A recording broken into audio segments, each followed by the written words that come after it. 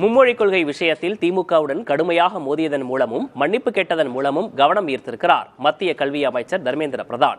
யார் இந்த தர்மேந்திர பிரதான்?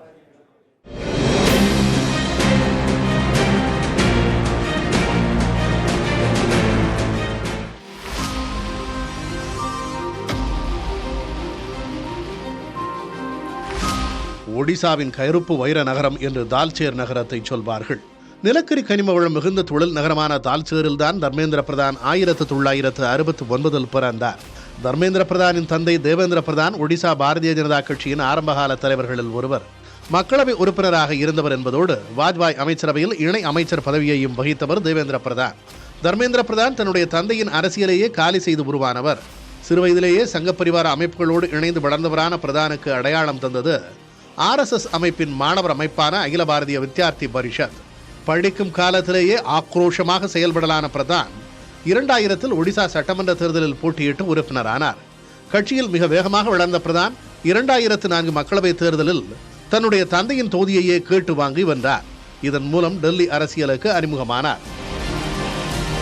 பிரதானின் அதிவேக வளர்ச்சி பாரதிய ஜனதா கட்சிக்குள்ளும் அன்றைக்கு ஒடிசாவின் ஆளும் கட்சியாக இருந்த பிஜு ஜனதாதளம் கட்சியிலுமே பலருக்கு எரிச்சலை உண்டாக்கியது. விளைவாக அடுத்து வந்த 2009 தேர்தலில் பிரதான் தோற்றார். இதற்கு பின் கட்சி வேலைகளில் அவரை ஈடுபடுத்தலான பாரதிய ஜனதா கட்சி 2010 அவரை கட்சியின் பொதுச் செயலராக்கியது. இடையிலேயே பீகார், ஜார்க்கண்ட், கர்நாடக மாநிலங்களில் கட்சியின் தேர்தல் பொறுப்பாளராக பணியாற்றினார் பிரதான். டெல்லியில் தன் செல்வாக்கை அதிகரித்துக் கொண்டதன் வாயிலாக 2011 பீகாரிலிருந்து மாநிலங்களவைக்கு தேர்ந்தெடுக்கப்படும் சூழலை உருவாக்கி கொண்டார். 2014 பின் பிரதானுக்கு கூடுதல் முக்கியத்துவத்தை தந்தது அமித்ஷாவுடனான நெருக்கம்.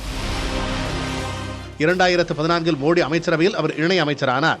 இன்றைய பாரதிய ஜனதா கட்சியின் நிதி ஆதார தூண்களில் ஒருவர் என்று பிரதானை குறிப்பிடுவார்கள்.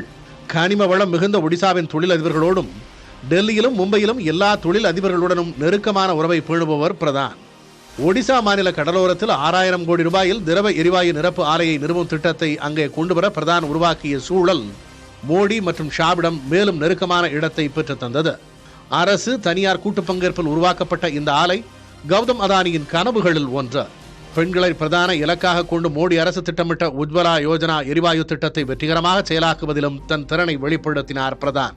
விளைவாக 2017 அமைச்சரவை மாற்றத்தின் போது கேபினெட் அமைச்சராக அவர் பதவி உயர்த்தப்பட்டதோடு திறன் வளர்ப்பு தொழில் முனைவோருக்கான துறையும் அவருக்கு கூடுதலாக அளிக்கப்பட்டது. அடுத்து 2018 மத்திய பிரதேசத்திலிருந்து மாநிலங்களவைக்கு பிரதானை அனுப்பியது பாரதிய ஜனதா கட்சி. பாரதிய ஜனதா கட்சியில் 10 ஆண்டுகளில் உருவெடுத்திருக்கும் முக்கியமான தலைவர்களில் ஒருவர் பிரதான். அவர் மேல் உள்ள பெரிய விமர்சனம் என்னவென்றால், கட்சியில் மட்டுமில்லை, ஊடகங்களில் யாரேனும் அவரை சங்கடப்படுத்தும் கேள்விக்குள்ளாக்கினாலும் கூட அவர்களுக்கு பதிலளிக்க மறுப்பதோடு கேள்வி கேட்டவரை பற்றிய தகவல்களை திரட்டி அவர் பணிபுரியும் ஊடக நிறுவனத்திடமே பேசி அவர்களை மாற்றிவிடும் பண்பை கொண்டிருக்கிறார் பிரதான். இந்த அஜனநாயக போக்குதான் கட்சிக்குள்ளும் வெளியிலும் அவருக்கு பெரிய எதிரி என்கிறார்கள் பிரதானின் விமர்சகர்கள். 2024 ஒடிசாவை பாரதிய ஜனதா கட்சி வென்றபோது முதல்வர் பதவி அவருக்கு கிடைக்காமல் போக இதுவும் ஒரு காரணமாக சொல்லப்பட்டது. ஆனால் இந்த முறை மக்களவைத் தேர்தலில் அவருக்கு கிடைத்த வெற்றி கல்வித்துறையை அவருக்கு பரிசளித்தது.